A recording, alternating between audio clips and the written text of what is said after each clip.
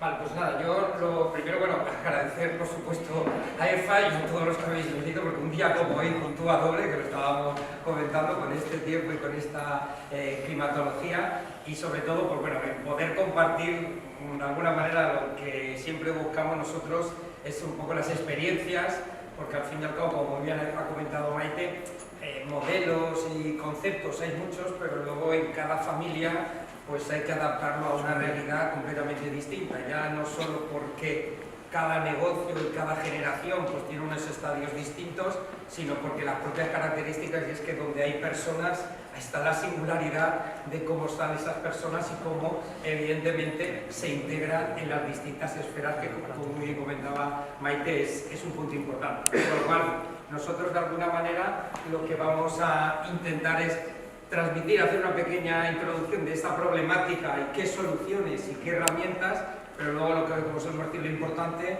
es ya que empresas cuenten su experiencia, ¿vale? Porque nosotros un poco en el formato que tenemos nuestro de trabajo somos una empresa donde, pues lógicamente, por los temas, obviamente, que trabajamos de estrategia, de órganos de gobierno, etcétera, la parte de la confidencialidad es un punto importante, por eso preferimos que los clientes cuenten y compartan pues, lo que ellos quieran compartir y no hablemos nosotros, lo estemos transmitiendo. ¿Se ha parado? Nada. Pero bueno, yo lo que te decía, el tono lo tengo alto, así que se oía más o menos el... Si quieres, ¿no ves? Ahora va a ser el problema del tono. Vale, bájalo un poquillo, sí. Vale, sí, ahora. ¿Bien? ¿No molesta? Perfecto. Vale, pues ya está. Pues lo encajamos ahí.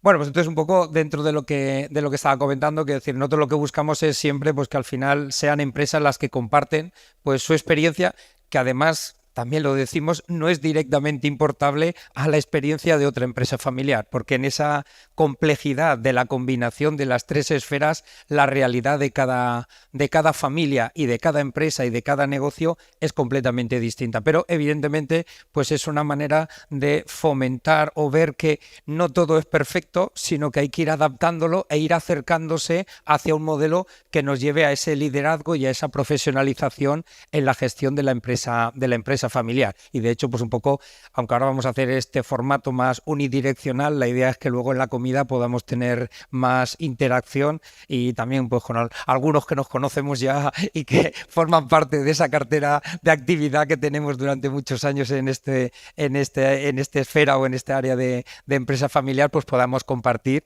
y que también pueda servir. Con lo cual, directamente entró en... Tenemos ahí la presentación.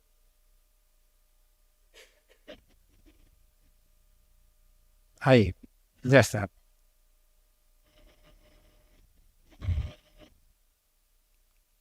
Ahí, vale.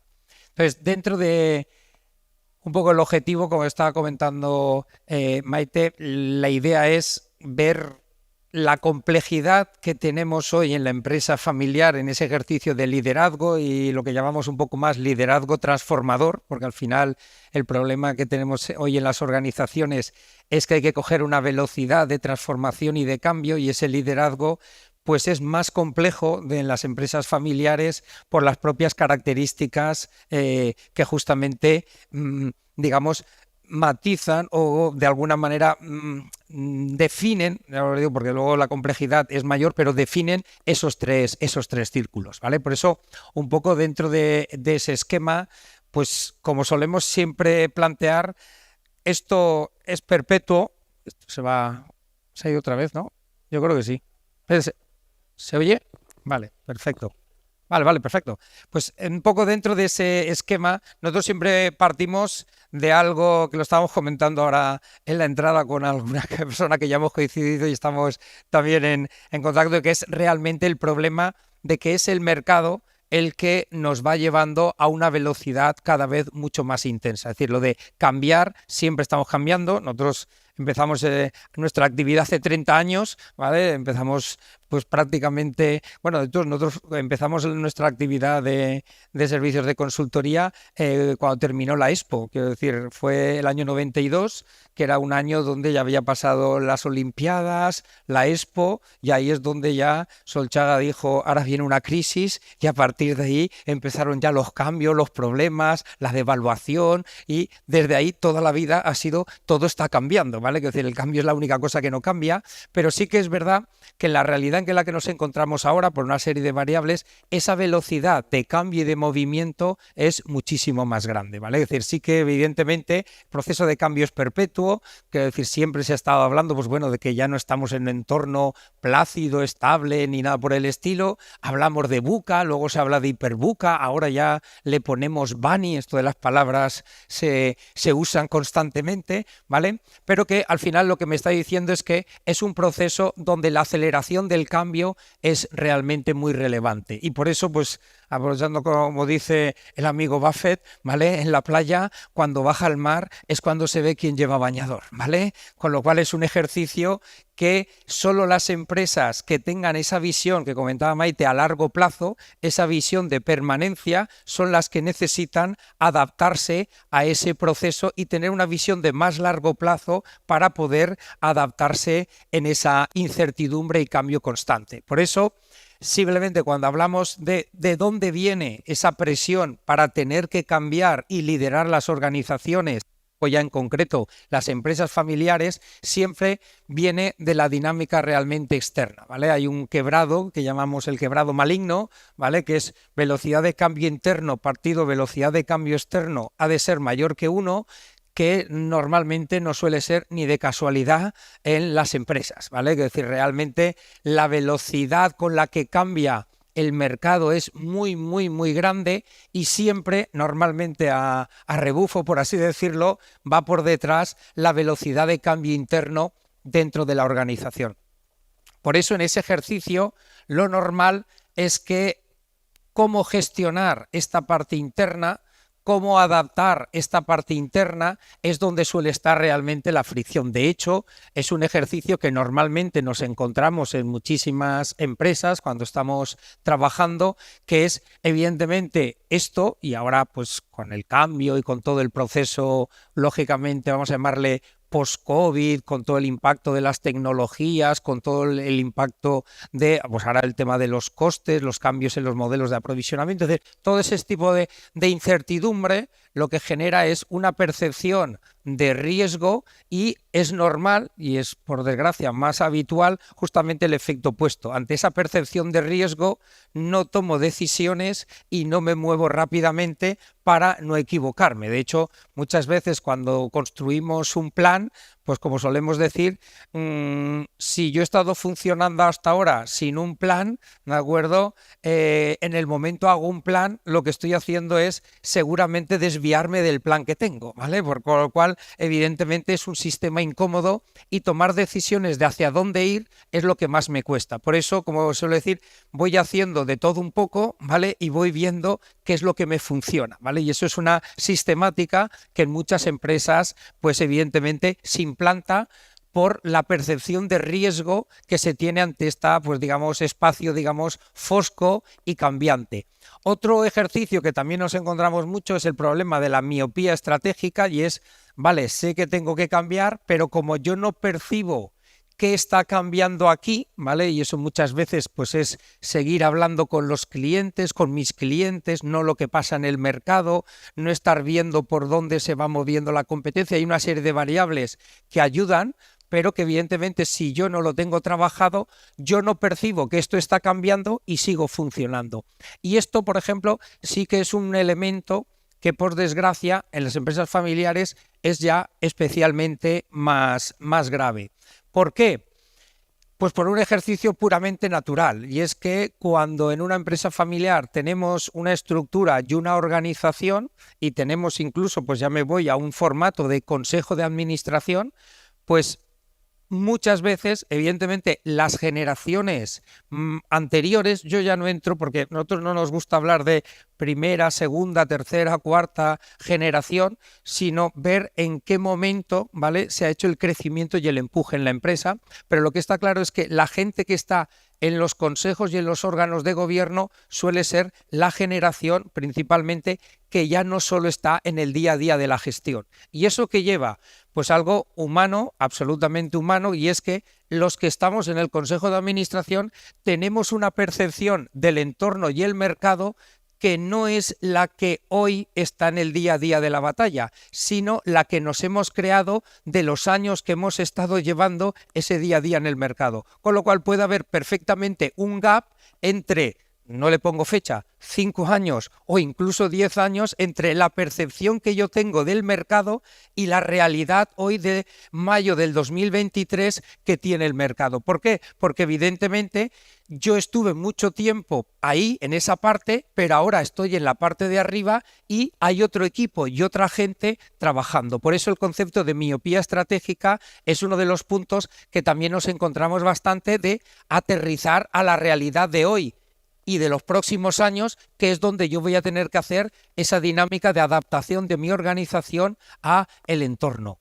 Y luego otro elemento muy habitual, porque también al final detrás de todo esto somos personas, de hecho un poco nuestro enfoque de compañía está muy orientado a la parte de personas y de valores, porque al final, de hecho, nuestra propia misión como compañía es ayudar a las personas a que desarrollen el negocio de sus empresas. Quiero decir que al final no somos nosotros los que traemos la bolita mágica, sino que nuestro trabajo es ayudar a los que estáis dentro de las empresas a poder desarrollar los órganos de gobierno, las estructuras y el modelo de negocio. Y en ese ejercicio sí que hay algo humano, ¿vale?, que es la inercia estratégica. Y es que las personas, para enfrentarnos a la incertidumbre, vuelvo otra vez a la dinámica del entorno como variable para introducir los cambios y la problemática que nos genera dentro, la dinámica esa de cambio y de incertidumbre genera un comportamiento natural de las personas, y es que para enfrentarnos a la incertidumbre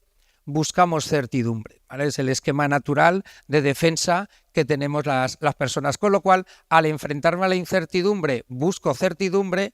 ¿Qué es lo que me da certidumbre en la empresa? Lo que siempre nos ha ido bien, lo que yo sé que tenemos experiencia y nos ha funcionado, las decisiones que hemos tomado y que el mercado nos ha dicho, oye, eso sí que funciona bien, con lo cual tiende a perpetuar ciertos modelos y ciertos comportamientos que justamente son los que nos tenemos que ir cuestionando o evolucionando porque la realidad del mercado es distinta, ¿vale? Con lo cual son tres problemáticas que son muy habituales en cómo generar ese proceso de velocidad y de cambio interno, que son para todas las empresas, pero que especialmente en las empresas familiares es una de las dimensiones que normalmente genera, digamos, más dificultad, ¿vale? Por eso hablamos siempre de que realmente cuanto más incierto es toda esta parte, pues como solemos decir, más claridad estratégica hay que tener, que es la clave para poder tener agilidad estratégica y velocidad de movimiento, ¿vale? Y eso hay que compatibilizarlo, pues, como bien comentaba Maite, pues con los valores, con los esquemas que tenemos dentro de la familia y, evidentemente, pensando en ese largo plazo. Por eso es un ejercicio que requiere un proceso de acompañamiento y evidentemente de ayuda. Lógicamente, derivado de esto, pues luego la presentación la compartiremos con todos para que lo tengáis disponible, porque nosotros siempre nos gusta pues aportar toda la información o todos los tips que podamos ver y que os puedan ayudar y que luego pues bueno, uno luego tranquilamente pueda ir trabajando, ¿vale? Pero evidentemente todo ese proceso lo que nos lleva es a cambiar un poco el funcionamiento y a hablar de un nuevo liderazgo más transformador, más líder de la gestión del cambio, y eso va a requerir pues unos perfiles y una evolución en los órganos de gobierno. Trabajar una parte de competencias, que esto es una de las cosas que más está costando hoy en las organizaciones, y ahí es donde está pues toda la temática de la gestión del talento, más que la retención, la atracción y el desarrollo del talento, es decir, todo lo que es esa parte, que es un punto importante justamente por todos los cambios que estábamos hablando. el trabajar modelos muy personalizados en los temas de recursos humanos, que es otra de las áreas que también normalmente tenemos que trabajar en las empresas familiares, porque los modelos, digamos, más tradicionales de recursos humanos o de políticas de personal, pues lógicamente son los que más complejidad tienen a la hora de hablar de propuesta de valor hacia el empleado. Entonces, siempre hemos tenido modelos, sobre todo porque en empresa familiar y pensando en el largo plazo, pues ese concepto de valor añadido, de venir a la organización, empiezo aquí y te jubilarás aquí, ¿de acuerdo? Que es algo pues que lo que intenta transmitir es seguridad y estabilidad. Pues cuando te vas a otro tipo de generaciones produce hasta no rechazo, urticaria. Quiero decir, el concepto de ese largo plazo como proceso donde pues hoy en los esquemas que hablábamos antes, millennials, nuevas generaciones, etcétera, más allá de 3 años ya me parece una eternidad. Entonces son esquemas y modelos de funcionamiento completamente distintos. Entonces, reformular, digamos, la propuesta de valor y a integrarla, haciéndola coherente con los valores y la cultura de la familia, es un ejercicio que realmente requiere un trabajo en la parte de personas y organización importante. Pero sobre todo cuando hablamos de proceso un poco de liderazgo, lo que sí que hay que asumir es que estamos en un ejercicio de lo que llamamos aprendimiento, ¿vale? Donde hoy ya no es el ejercicio del líder el que sabe todo, ¿vale? Que es uno de los temas más, digamos, cuestionables, sino que lo que tenemos que aprender es que va a estar cambiando constantemente, las variables de lo que habrá que saber serán cosas distintas y la clave es mi capacidad para aprender el primero y poderlo trasladar a la organización, ¿vale? Y es ahí un ejercicio que cuesta en ese proceso, digamos, habitual del día a día dentro de las empresas. Además de, por supuesto, trabajar con modelos muchísimo más ágiles. El tema de la agilidad siempre ha sido un problema, pero evidentemente ahora, en la medida en que la parte externa cambia más rápido, es más importante en las empresas familiares. Por eso siempre hablamos que a la hora de organizar un poco todos estos cambios y cómo esto influye, pues evidentemente hay 2 maneras de afrontarlo. El planteamiento más proactivo, es decir, esto es así, va a cambiar, con lo cual mi trabajo va a ser aprender y estar evolucionando constantemente, y ahí es donde me voy a enganchar, o evidentemente todo esto pues lo veo como una complejidad y como un punto donde evidentemente yo no voy a poder dominar ni saber todo lo que va a hacer falta, ¿vale? Y ahí hay un ejercicio pues lógicamente de transición y de cambio en el proceso. Por eso hablamos de que hoy pues bueno, los temas de organización y recursos humanos son relevantes, no tanto como área, sino como manera de dirigir y como filosofía realmente de la empresa. Y un poco, pues bueno, lo que siempre decimos, la estrategia es importante, los procesos también, la tecnología, que pues es algo recurrente, como que la tecnología nos va a resolver todo, pero realmente lo multiplicador es ese liderazgo y ese modelo de gestión de las personas dentro de las organizaciones, que tiene que ser singular en la empresa familiar, pero que tiene que adaptarse a esa dinámica de mercado, porque al final, y lo comentamos ahora justamente antes de empezar, es muy importante que la empresa tenga una estrategia competitiva, ¿vale? Si el negocio y la empresa no funciona, evidentemente cuando luego entramos en las otras dimensiones hay un efecto, vamos a llamarle arrastre, importante. Es decir, si yo no tengo una buena situación económica, financiera y una estrategia y un modelo de negocio claro, evidentemente afrontamos los otros espacios, tanto el de la familia como el de la parte, digamos, de la propiedad y los órganos de gobierno, pero es un foco, evidentemente, de fricción. Por eso el tener claro hacia dónde tiene que evolucionar la estrategia y el modelo de negocio y hacia dónde mover la organización es el primer punto que sí que realmente hay que trabajar en estos formatos. Por eso, al final, un poco aterrizando toda esta parte en el cómo se puede implantar, pues evidentemente hay un ejercicio donde el liderazgo de la familia propietaria es muy importante, ¿vale? Nosotros en este ejercicio, cuando planteamos esto, nos da igual, para el equipo directivo, ¿vale? El equipo directivo juega un papel importante porque es el que conoce la realidad del día a día de la organización y del equipo, es lo que se llama un poco el iceberg de la ignorancia, ¿vale? Y es que conforme vamos subiendo hacia arriba, se tiene menor conocimiento, ¿vale? De la realidad de lo que pasa abajo. Por eso, cuando hablamos de desarrollar un poco el enfoque de trabajo, hay que trabajar en todas las capas, en la capa de arriba, en la capa intermedia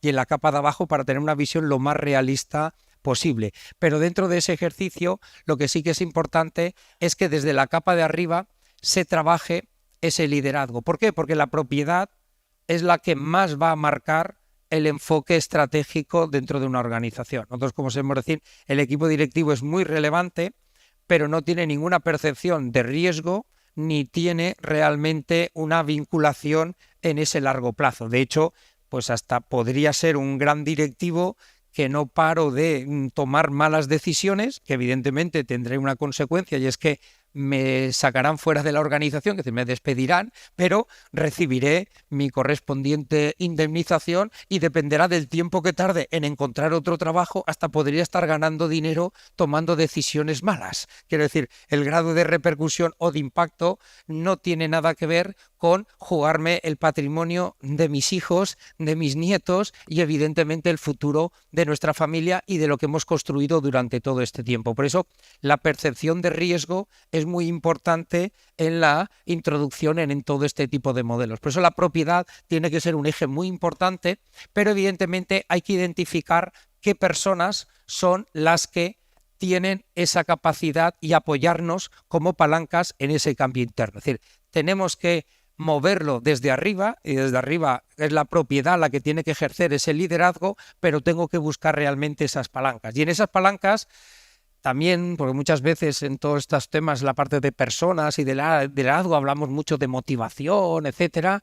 Nosotros somos más partidarios de trabajar de motivación y la fuerza de voluntad, que es algo que normalmente cuesta bastante más. Parece que la gente tenemos que motivarla, etcétera, etcétera, pero a la hora de buscar esas personas que nos sirvan un poco de palanca, hay que buscar gente que tenga fuerza de voluntad y que tenga capacidad para cambiar hábitos y rutinas, ¿vale? Que es donde de verdad están los agentes del cambio para podernos apoyar en ese liderazgo y en esa transformación.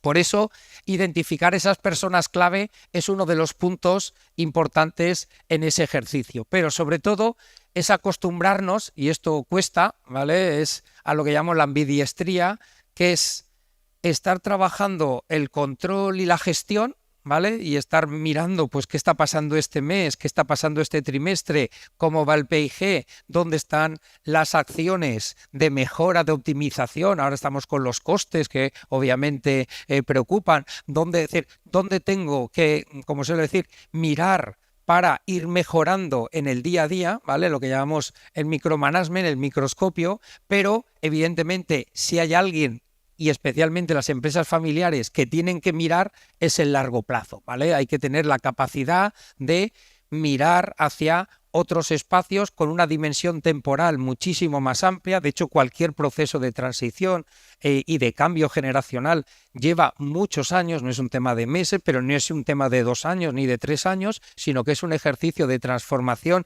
y de evolución que casi diría que no acaba nunca, ¿de acuerdo? Es un proceso en continuo.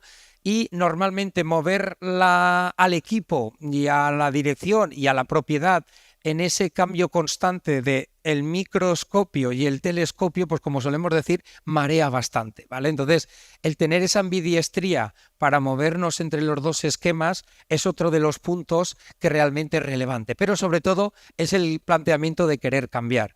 Yo ahí, como contaba antes Maite, quiero decir, en el ejercicio de liderazgo nosotros solemos decir algo, pues bueno, que evidentemente es duro, pero que es cuando de verdad se está ejercitando el liderazgo, y es que al líder se le sigue y yo genero una influencia en la organización y movilizo a la organización, por eso hablamos de liderazgo transformador, porque me sigue la organización, pero a mí me sigue porque yo me estoy moviendo, ¿vale? Quiero decir que es un ejercicio que es importante. Si yo no me muevo, evidentemente ese ejercicio de liderazgo no existe. Estoy sentado manteniendo el status quo y a partir de ahí, evidentemente, no estoy liderando ni transformando la organización. Por eso hay un ejercicio implícito en el liderazgo y es que yo estoy cambiando y me estoy moviendo. Y como me estoy moviendo, voy llevando a la organización a donde quiero ir. Por eso el ejercicio del liderazgo tiene un componente de querer cambiar y querer evolucionar. Por eso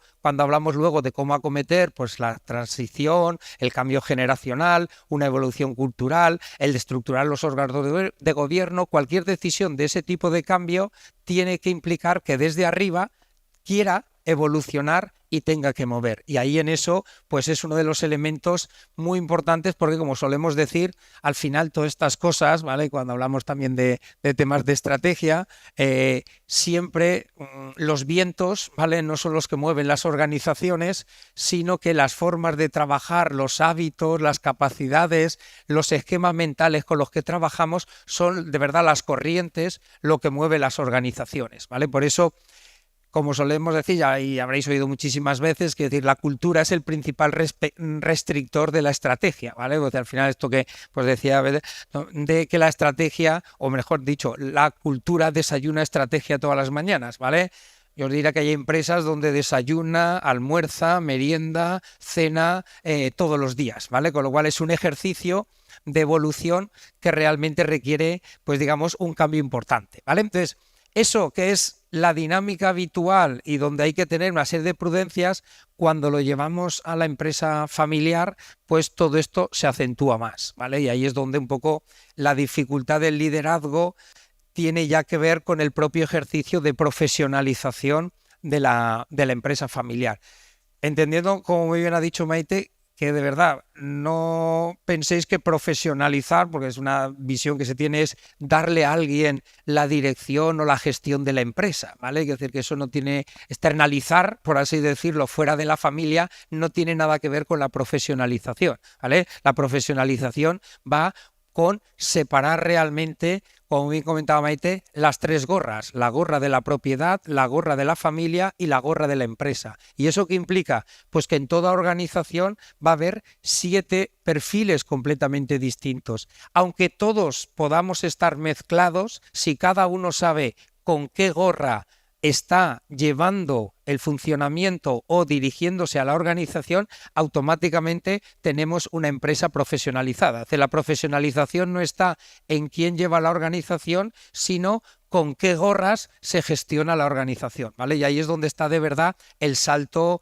cualitativo, donde evidentemente, pues ya os digo, en cada esfera va a haber unos órganos, que son los órganos de gobierno, y es donde hay que canalizar los objetivos, el liderazgo y hacia dónde mover cada uno de los elementos, ¿vale? Es decir, evidentemente, como habéis oído también muchas veces, lógicamente aquí dentro de la asociación, pues ya es algo que está muy estructurado y esto depende. Hay empresas pues que lo tienen ya más avanzado y otras que no, pero que evidentemente la dimensión de la familia no puede quedarse en algo informal, sino que al final hay una dimensión que es el consejo de familia, que es el espacio donde normalmente se estructura todo lo que es el bloque de la parte de familia. La parte de propiedad, esa ya va por ley, digamos que la propia Junta General y el Consejo de Administración, y evidentemente la parte de la compañía y del negocio, la parte de la empresa, su estructura natural, pues lógicamente la figura del CEO y el comité de dirección.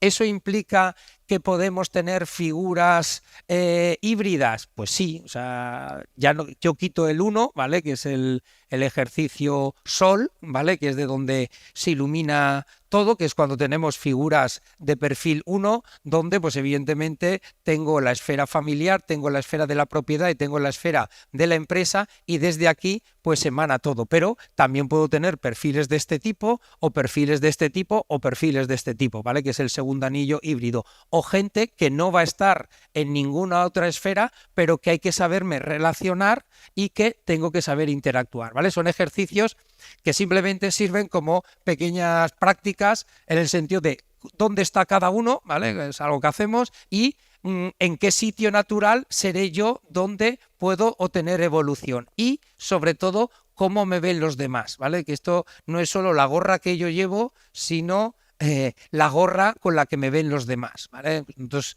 pues muchas veces, sobre todo los perfiles, vamos a llamarle 1, perfil 4 o perfil 2, ¿vale? Son todos los que son más híbridos, pues el problema que hay evidentemente es que yo puedo tener claro que lo estoy haciendo con una determinada gorra y que ahora no llevo, me da igual, la gorra de propiedad, pero cuando simplemente le pregunto a un empleado una cosa, ya no le mando ni le digo nada porque ya me han aleccionado a que no dé órdenes y salte al equipo directivo dentro de la organización y eso ya lo tengo ahí interiorizado, no tengo que mandar, no tengo que mandar, no tengo que mandar, ¿de acuerdo? Pero no es dar una orden, simplemente hacer una pregunta, ¿de acuerdo? Quiero decir, si yo me dedico a hacer esto, digo, uy, ¿y este sistema están bien anclados? Que a lo mejor se lo he preguntado por no hablar del tiempo, no porque haya algo especialmente sintomático de que esto está funcionando.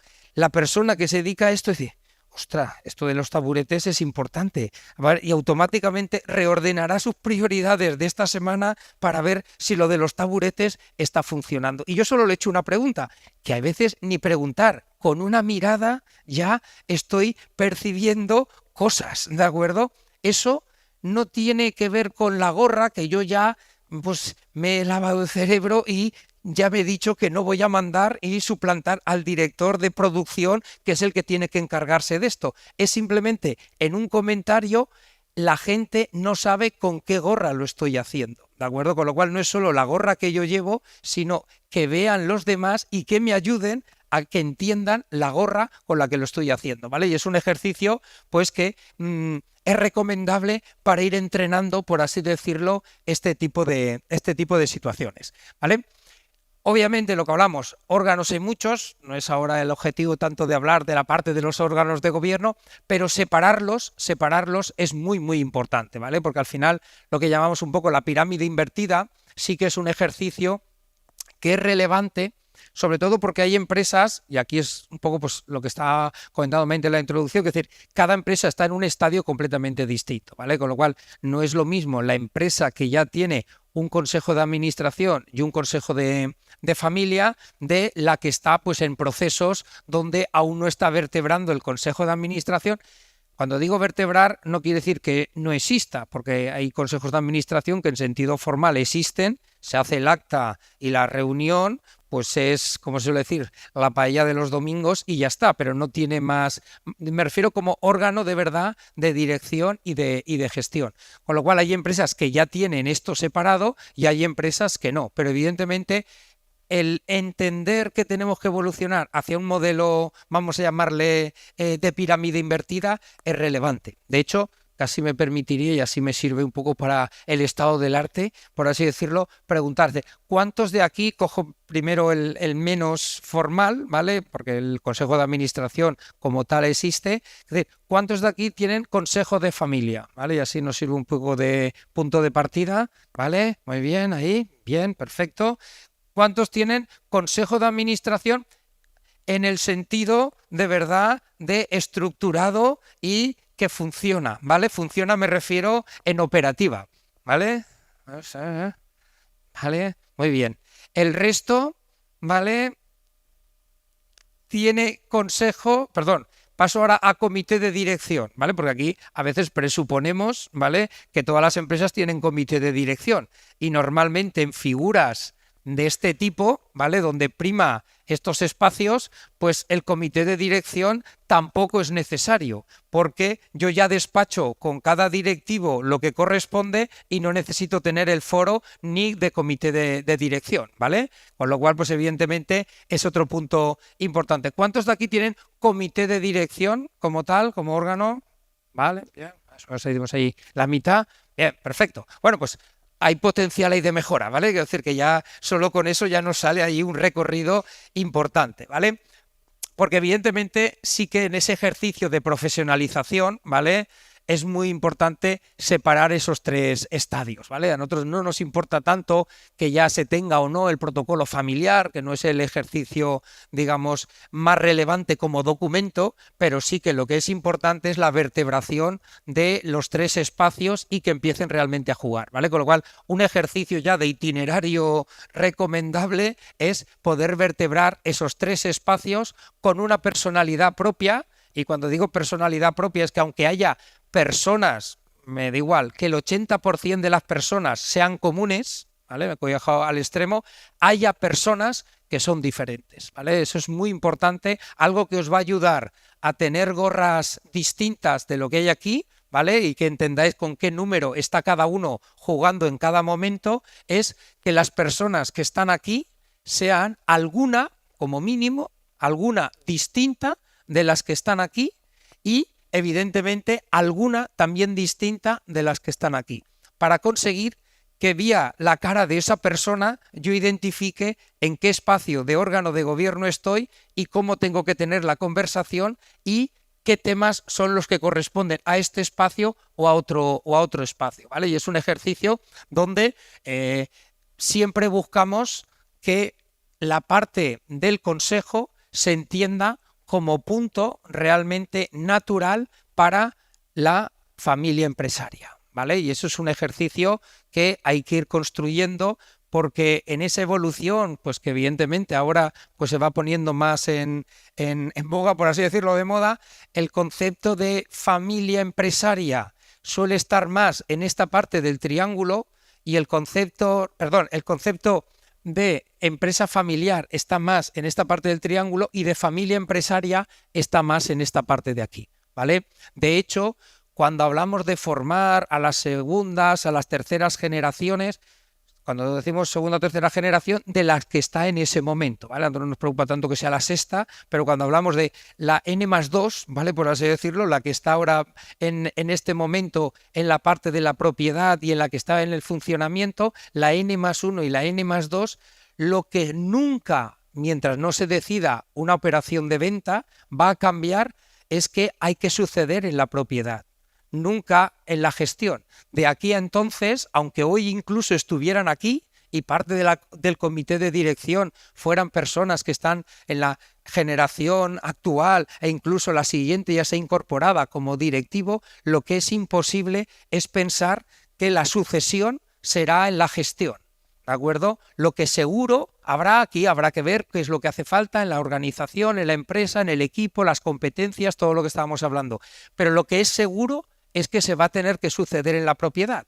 Con lo cual, es más importante preparar y formar cómo funciona esto y cómo preparar la sucesión en la propiedad que muchas veces bajar al detalle de muchos aspectos de cómo podría ser, me da igual, mi hijo, mi hija, director de no sé qué de aquí unos años, que puede ser un perfil y un itinerario profesional que puede tener, pero eso que no deja de ser coyuntural y en ese momento lo que nunca va a dejar de ser es que algún día tendrá que saber ser propietario y gobernar la compañía sin tenerla que gestionar, ¿vale?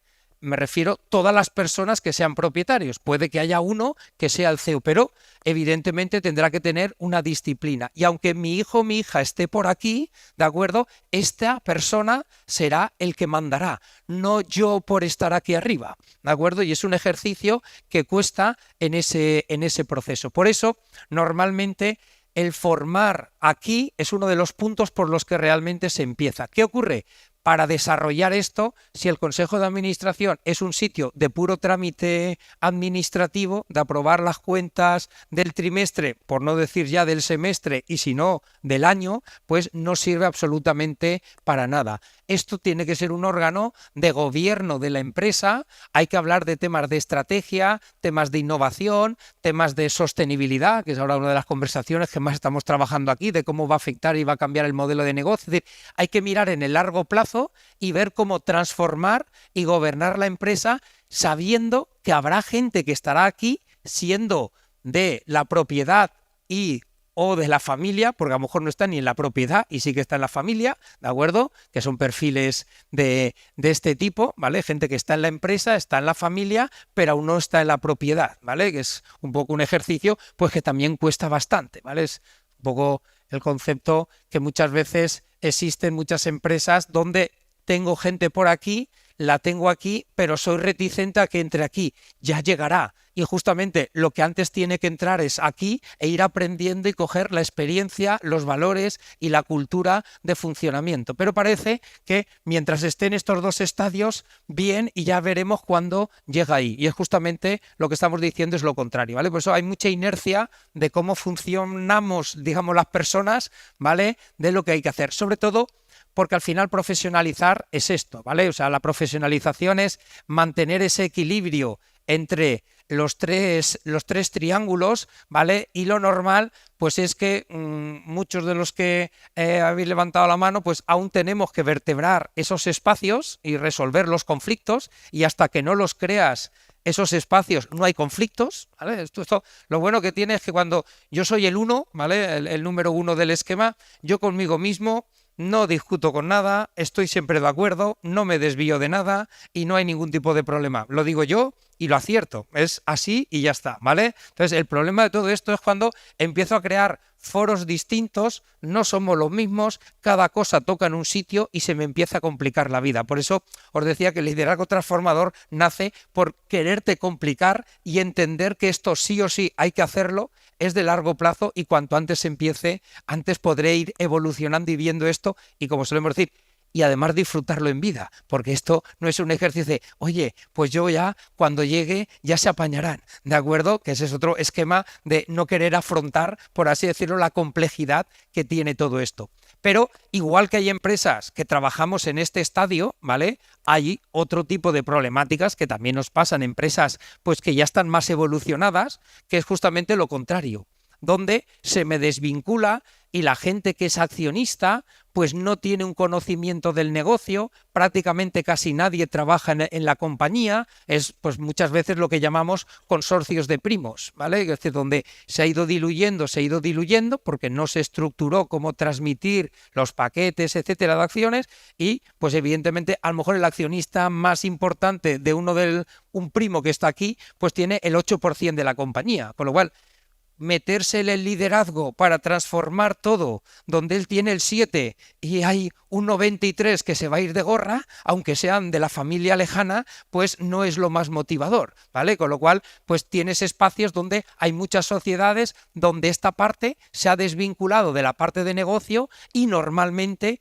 está, en el fondo, estas son las sociedades que están cautivas del equipo de dirección, porque nadie de lo que se propone arriba tiene visión crítica y conocimiento para poder cuestionar estrategias o decisiones que se toman aquí. Con lo cual es fruto de los riesgos, por irme al otro extremo, que también puede ocurrir. Por eso conseguir ese equilibrio entre todos esos tres triángulos que corresponden a las tres esferas es una de las prácticas que teóricamente son más sencillas, ¿de acuerdo? Que sería de las primeras, pero evidentemente tienen una complejidad de implantación muy, muy grande. ¿Por qué? Porque evidentemente luego hay que sumarle en qué estadio está cada uno, ¿vale? Y las preocupaciones pues son completamente distintas. No es lo mismo una sociedad que aquí estéis los fundadores de la sociedad, que cuando ya hablamos de una sociedad de hermanos, que hay otro tipo de preocupaciones y de enfoques, donde ya hay un vínculo directo y sobre todo se ha convivido de un espacio y luego evidentemente lo que hablábamos, los consorcios de primos, que ya depende mucho de cómo se ha llegado a ese consorcio para entender la evolución. Por eso nosotros realmente el esquema de las tres etapas es un esquema, pero luego le ponemos el esquema de qué generación es la que ha estirado y ha hecho el esfuerzo en el modelo de negocio, porque hay muchas veces que es la segunda o la tercera generación la que le ha dado un gran crecimiento o un salto en el funcionamiento de la compañía. Es decir, que eso cada vez nos encontramos más, ya no es el concepto del fundador, el fundador ya hizo bastante, me tiro muy hacia atrás, hace 60, 70 años en montar la empresa, pero que evidentemente él ya hizo un recorrido y ha sido cuando ha entrado una segunda generación, es la que partiendo no de un punto cero, le ha dado un salto cualitativo y hoy está en una dimensión, pues evidentemente exponencial como tal, con lo cual, a efectos de análisis, realmente la generación que estira y ha hecho ese esfuerzo es la que marca el planteamiento y un poco los rasgos culturales que hay que evolucionar, ¿vale? Por eso hay que mezclar las etapas, las generaciones y el estado de los órganos de gobierno para ver cuál puede ser un poco el itinerario y evolución. No obstante, un poco pues por un tema el doctorado y estas cosas, hicimos ahí un estudio, ¿vale? Con 114 empresas de aquí de la Comunidad Valenciana, que intentábamos un poco pues que recogiera toda la realidad de las distintas, digamos, circunstancias o estadios, es decir, estaban de todas las generaciones, empresas industriales, de servicios, con todos los perfiles, para intentar ver un poco cómo podíamos relacionar los órganos de gobierno, la manera de cómo se gestionan, la estrategia de negocio y los resultados, ¿vale? Porque al final todo esto no es para solo estar más tranquilos, sino porque esto repercute directamente a el funcionamiento y el negocio de las compañías, ¿vale? Y de alguna manera, pues bueno, salieron pues tres grandes perfiles, ¿vale? Que son un poco los que aglutinaban la mayoría de las empresas, que no es muy distinto de las manos que hemos levantado ahora, ¿vale? Quiero decir, el modelo tradicional, que es lo que llamamos las empresas solo concéntricas, pues eso era prácticamente el 41% de la muestra, donde no tienen un consejo de administración, no existe ninguna figura de consejero independiente y evidentemente la figura, si existe como tal de presidente / administrador único, es el propio CEO y el que dirige la compañía, ¿vale? Y no hay ninguna experiencia de asesores externos o figuras externas, donde pues evidentemente el perfil de accionistas es muy reducido. Hay 1,68 accionistas, / está concentrado en uno y alguien alrededor colateral, ¿vale? Y es un poco el esquema donde evidentemente muy pocos, ¿vale?, son miembros, vamos a llamarle, del equipo directivo, porque eso quiere decir que aún estoy en la fase donde directivos solo estoy yo porque no necesito equipo directivo, ¿vale? Era ese formato de yo despacho con las distintas personas y por supuesto no hay experiencia en consejos de familia. Otro grupo que era prácticamente igual, ¿vale? Ahí ya este era un grupo un poco más avanzado porque sí que ya tenía un consejo, un pequeño consejo, aunque no fuera, y ahí estarían las dos manos, existía, aunque no fuera de evolución, digamos, muy estratégica, sí que tenía ya una figura donde se sigue manteniendo aún el presidente, ¿vale? O presidente como CEO, ¿vale? Es decir, que esa figura seguía existiendo, pero sí que ya existían algunas experiencias e iniciativas que normalmente es por lo que se empieza a crear. Por eso el primer paso es trabajar sobre el consejo y ya empieza a aumentarse el número de accionistas. Ya había un 3,09 de accionistas diferentes y evidentemente ya hay un porcentaje bastante del 50% de miembros de la familia dentro del equipo directivo. Y hay algunas experiencias en consejos de familia, ¿vale? Y solo un 17%, y me vuelvo a la pregunta de las manos, no iba muy distinta de los 6 primeros que habéis levantado la mano, ¿de acuerdo? Pues evidentemente es la que estaba ya en lo que llamamos no modelo estructurado, que era el de antes, sino un modelo evolucionado, cuando los órganos de gobierno son un eje de cambio y de liderazgo en todas las esferas de la empresa familiar, ¿vale? Y ahí es donde pues el consejo de administración ya es grande, ¿vale? Es decir, que no está solo formado por los miembros y por supuesto por los accionistas, hay unos consejeros independientes, normalmente ya la figura de presidente no es el del CEO, ya se desdobla esas dos partes del triángulo y hay unas experiencias con consultores, asesores externos, gente de fuera que ayude a tener una visión crítica y de contraste y de gorras diferentes de lo que es un poco las distintas esferas. El número de accionistas ya se amplía a 4,5 y normalmente hay una presencia, pues evidentemente ya mixta, donde solo un 20% o menos de los miembros de la familia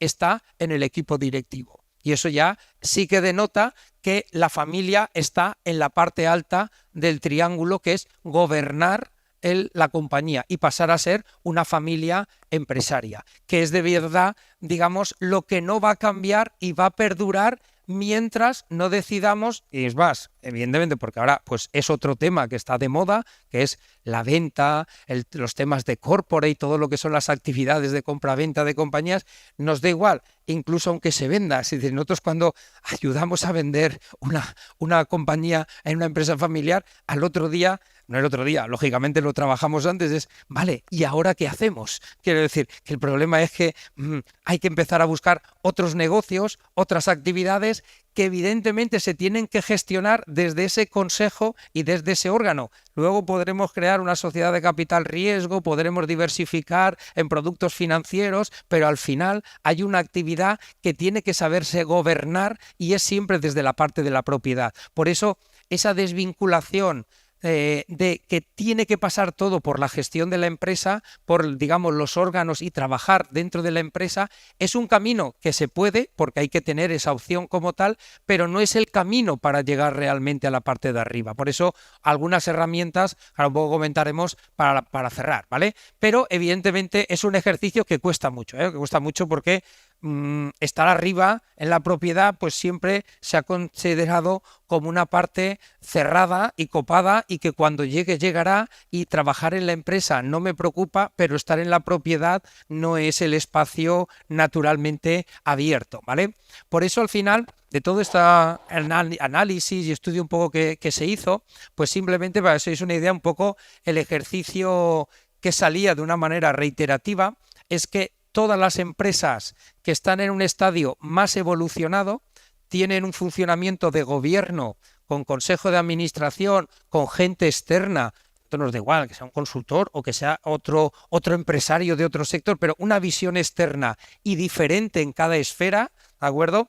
Es lo que generaba que las empresas tenían un mayor repertorio estratégico, es decir, trabajaban muchas más opciones a la hora de enfrentarse a decisiones y a mercado.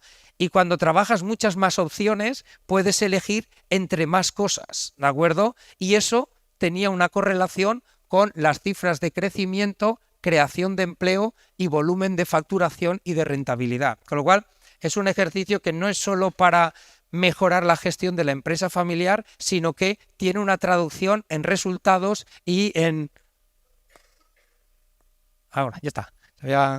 Que se había quedado, ¿de acuerdo? Sino que tiene una vinculación directa en el crecimiento, ¿vale? Porque normalmente movimientos corporativos, todo lo que son acuerdos, todo lo que es la parte de alianzas, todo lo que es la parte, digamos, de desarrollo, digamos, más inorgánico, son aspectos que normalmente cuando estás metido dentro de la gestión de la empresa en el día a día son bastante más complicados de gestionar. Y eso era una de las maneras con las que evolucionaba todo el proceso. Por eso, simplemente un poco por refrescar, digamos, cosas de las que he comentado, y así ahora vemos la experiencia ya práctica, además con una gran carrera de recorrido, como ves en este caso con Fulgencio y Ida, que es un ejemplo pues de cómo una empresa familiar ha ido evolucionando y cosas pues que evidentemente pues que empezaban pues prácticamente sin tener pues los órganos de gobierno, y ahora un poco Fulgencio nos contará, ha ido evolucionando y a poder, pues es de los que ha levantado las 3 veces la mano, ¿de acuerdo? Quiero decir que hemos conseguido ahí realmente esa evolución,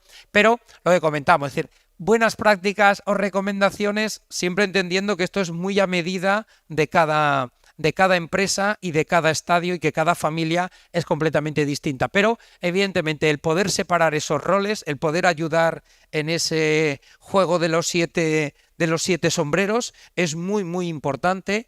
El tema de crear y estructurar, ya sea en el propio protocolo familiar o sin el protocolo, pero empezar ya a separar lo que es los 3 órganos con los que tenemos que movernos siempre, que es el Consejo de Administración, el Consejo de Familia y el Comité de Dirección, es un espacio muy, muy importante, y ahí en esos 2 ya tendríamos un avance relevante para ese camino. Evidentemente, tener muy claro que vamos a tener que evolucionar culturalmente, ¿vale? Y ahí hay un ejercicio de apoyo, de cambio en la función de recursos humanos, la parte de cultura, personas, etcétera. De hecho, algo muy recomendable es, por lo mismo que estábamos hablando antes, muchas veces nos dicen, vale, no, pero es que me lo invento, es decir, es mi hijo o mi hija la persona que lleva la dirección de recursos humanos, me refiero respecto a la propiedad. No es bueno que la propiedad sea el director de recursos humanos. Lo siento por los que puedan serlo, quiero decir, no es la mejor solución. Es posiblemente la peor, no por la persona, porque no sé de quién estamos hablando en cuanto al perfil, formación, experiencia, etcétera. Es por las propias implicaciones, porque yo no puedo ser parte de la propiedad, aunque no sea de la propiedad, pero la gente me va a ver con la gorra de parte de la propiedad y buscar esa función dinamizadora que tenga que jugar en esa confianza y en esa evolución y en esa bisagra, porque de la bisagra yo no estoy, porque me van a ver en una gorra completamente distinta, con lo cual es muy difícil hacer una función de recursos humanos y de evolución y de tránsito cultural desde una gorra puesta ya en la propiedad, en la dirección de recursos humanos, ¿vale? Es un elemento, es una de las variables que es determinante para poder evolucionar, independientemente de que alguien del consejo, ¿de acuerdo? Pues igual que hay una comisión o grupo de trabajo donde se puede hablar de nombramientos, evaluación directiva, etcétera, etcétera, pueda estar mirando esos temas, pero no tiene la gorra de director de recursos humanos de la compañía, ¿vale? Eso es una de las cosas que, por desgracia, y esto es la experiencia la que nos va diciendo tozudamente, que no quiere decir que no pueda haber alguna excepción, pero evidentemente es una inercia muy, muy, muy habitual, ¿vale? Un ejercicio muy importante, el de la evaluación, ¿vale? O sea, algo que también cuesta muchísimo y es la necesidad de evaluarnos. De hecho, hoy en los consejos ya más avanzados, que ya están estructurados, pues una herramienta que usamos mucho es la matriz de competencias, que es ver los perfiles, las competencias y que nos permite a la hora de reforzar, pues buscar a alguien que tenga competencias más tecnológicas o digitales para que el consejo reforzar, o ahora los temas de sostenibilidad. Es decir, nos permite saber qué competencias hay en el consejo y qué cosas nos hacen falta, tanto para buscar piezas o consejeros nuevos, evaluar los que ahora están y, por supuesto, identificar aspectos de formación o de cualificación, porque en esa visión de largo plazo, a muchos años, la formación es una herramienta absolutamente constante de trabajo y de evolución. De hecho, pues algo que hacemos muy habitualmente, sobre todo para ir incorporando a nuevas generaciones, es lo que llamamos el máster corporativo, que es hacer un mini MBA, por así decirlo, pero dentro de la empresa y compaginando la formación y los directores de cada área explicando cada una de las cosas que se hacen dentro de la empresa para conocer más el día a día y evitar ese desapego, por así decirlo, de lo que está pasando en el día a día. Otra herramienta y otra buena práctica que también recomendamos mucho es la figura del preconsejero, ¿vale? Es una figura que ahora ya va siendo más conocida, pero que realmente cuando se empezó, pues esto era así una cosa un poco más atípica, y es que como la clave es ir empoderando y cogiendo esa transmisión de valores y cultura en el órgano más importante, que es el Consejo de Administración, no en el equipo directivo y no en la familia, sino en ese órgano que es donde tiene que catalizarse todas las inquietudes de la familia y transmitirse el gobierno y las órdenes al equipo directivo. En esa parte es donde, pues evidentemente, antes hay que incorporar a gente, ¿vale? Y muchas veces, pues por el perfil, por la edad, porque no tiene una experiencia y un recorrido, no entra como consejero dentro de la organización, y porque a veces evidentemente puede distorsionar respecto a otras ramas familiares, otra situación, sino que se incorpora con una figura de preconsejero, que es al final no tener el derecho y las condiciones propias de un consejero, me refiero en los votos, etcétera, pero sí que me permite en un formato, digamos, recurrente, estar viendo cómo funciona el consejo y cómo se toman las decisiones, qué debates se tienen, e ir interiorizando la conversación y las experiencias y cómo los valores se traducen en decisiones y en comportamientos dentro de la organización. Y eso es un ejercicio que perfectamente puede hacerse rotativo, cada 2-3 años, miembros distintos de la familia, para que aprendan ese rol de consejero, para que algún día, cuando tenga que decidir quién es el consejero, ya hayan tenido esa experiencia y no se parta desde un punto cero, ¿vale? Es una figura que hoy por hoy en muchos consejos vamos introduciendo.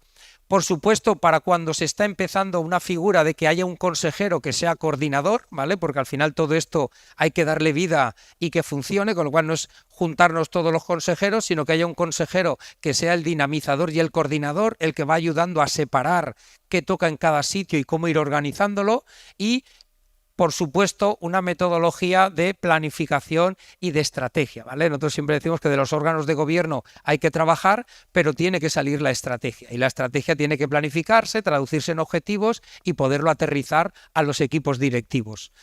Un sistema retributivo estimulante, porque también es otro tema que las empresas familiares, pues está por ahí, digamos, dejado muchas veces de la mano de Dios. Quiero decir que realmente el ejercicio es que tenga un modelo retributivo que estimule el desarrollo directivo, que esté vinculado a la evaluación, que esté acompasado de indicadores, mediciones, no de valores subjetivos. Es que ahora me da confianza, no me da confianza, lo veo bien, no lo veo bien, aspectos muy subjetivos, sino que esté bien estructurado, porque realmente para gobernar desde arriba una buena planificación y un buen sistema que vincule la retribución y la evaluación con eso es lo importante para que baje al triángulo, digamos, del equipo directivo. Y, por supuesto, una sensibilidad porque hay cosas fuera, ¿vale? Y ahí ponemos por los temas que ahora después están de moda, los temas de aceleración, también por los temas de diversificación, de Open Innovation, hasta el Venture Client, es decir, son ejercicios donde tengo que ver otras cosas, otros esquemas y lo tengo que hacer desde arriba y no tanto desde la empresa, ¿vale? Y eso es un elemento que también es muy importante, además de...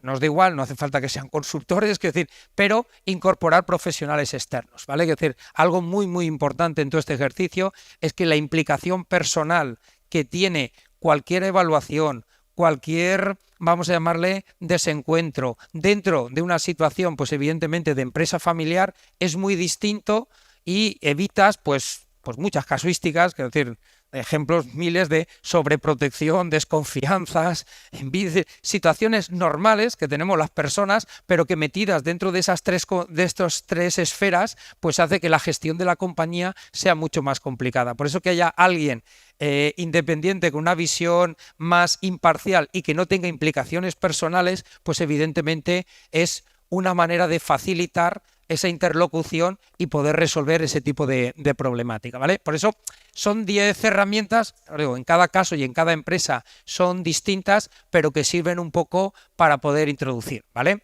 En el modelo en función del estadio de cada empresa.